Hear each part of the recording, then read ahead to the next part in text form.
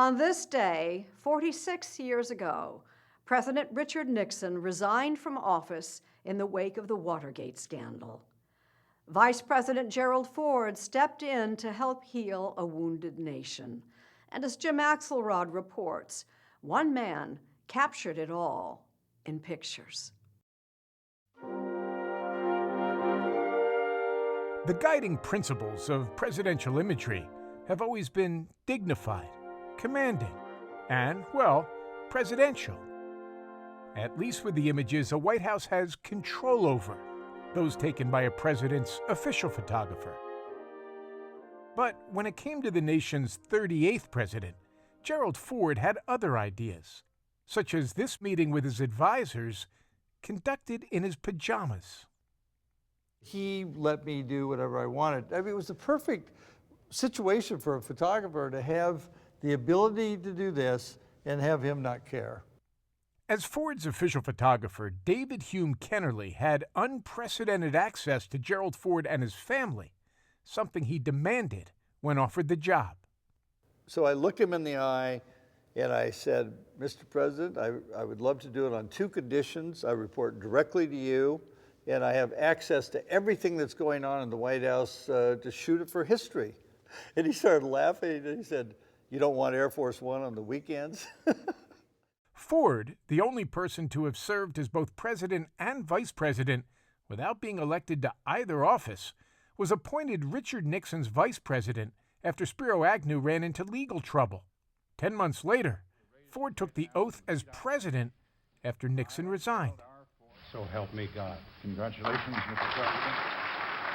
The country was reeling, and Ford presented the picture of solid dependability, a straight-arrow family man when the country needed it most.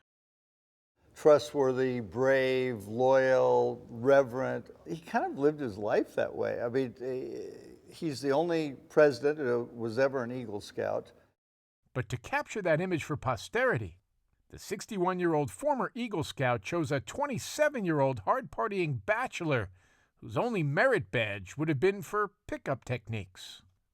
I used to bring dates to the White House. The president, he always liked meeting my girlfriends. Gerald Ford was your wingman. Oh, he wasn't my wingman, but let's just say he was an observant pilot. To think of those two men, you don't see a common bond. You don't look at them and go, yeah, they would be best friends, right? Steve Ford is one of President Ford's 4 children. They developed a genuine love for each other. And How do they end up like that? Dad liked people. He liked to learn about people, and David was an interesting subject. David Kennerly was highly accomplished before he became Gerald Ford's official photographer. He'd won a Pulitzer Prize for a portfolio that included images of the Ali Frazier fight and the war in Southeast Asia. But it was his infectious personality that served him best in the White House. My dad was a traveling salesman. I used to go around with him and watch him sell people things that they didn't want to buy. Kennerly's combination of style and substance was recently on display in an exhibit entitled Extraordinary Circumstances at the Gerald Ford Museum in Grand Rapids, Michigan. People say, well, Ford met with Bush. They had a private meeting, just the two of them. Yes, the two of them plus me. That was exactly how Gerald Ford wanted it. He's president of the United States, and he's still living in his home in Northern Virginia? Well, even Mrs. Ford said, you're president of the United States and I'm still cooking dinner. What's wrong with this picture? He'd become president so abruptly and inherited an office consumed by conspiracy and criminality. Ford countered that recipe for instability with transparency. This is really a good replica of the Oval Office. At the Gerald Ford Museum, Kennerly told us that from day one, he was given the kind of access designed to signal Americans the days of Tricky Dick were over, that Gerald Ford had nothing up his sleeve. So this picture shows him 2 days into the presidency. You see a guy who's like already kind of comfortable in the job. And that the presidency would survive. when Nixon quit, I mean, after Watergate and everything else, there was no faith in the institution of the presidency. But I assume the presidency under extraordinary circumstances never before experienced by Americans.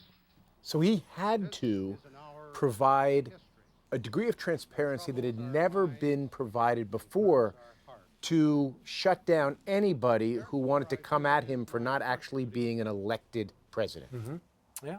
I am acutely aware that you have not elected me as your president by your ballots.